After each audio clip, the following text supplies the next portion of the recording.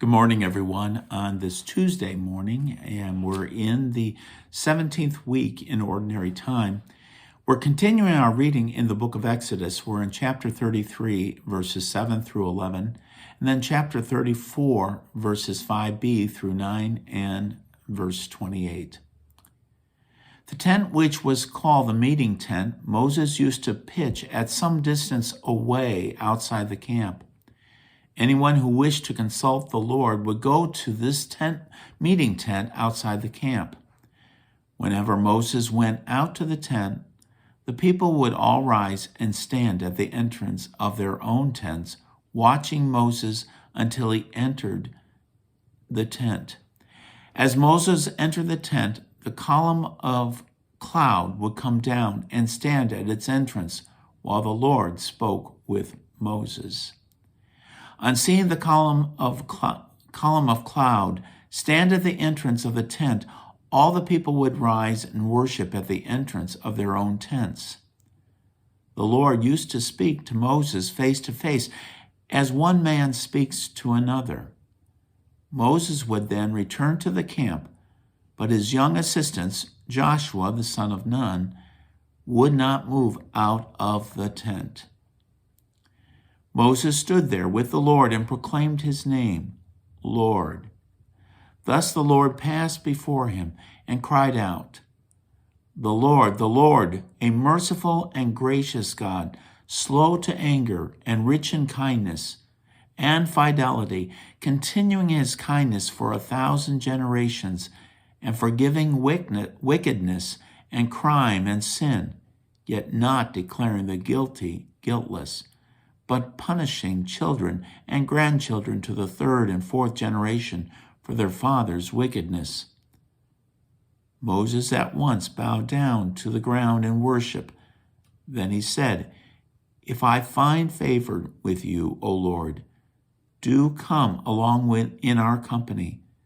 This is indeed a stiff-necked people, yet pardon our wickedness and sins and receive us as your own. So Moses stayed there with the Lord for 40 days and 40 nights without eating any food or drinking any water. And he wrote on the tablets the words of the covenant, the 10 Commandments, the word of the Lord. Thanks be to God.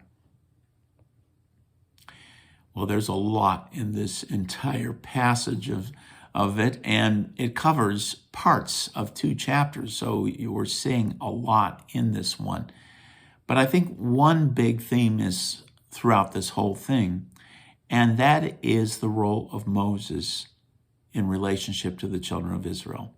We saw yesterday they had broken the covenant in a big, big way. It was a grave sin that they had done. And was there any possibility of God being merciful in this one? And we see in this Moses interceding on behalf of the people, and because of that intercession, the great mercy that God grants to his people. And so it's a beautiful expression. It's kind of a foretaste of, obviously, of what we have in the prophet, as we had read in this past weekend's gospel, the prophet, which is Jesus Christ himself.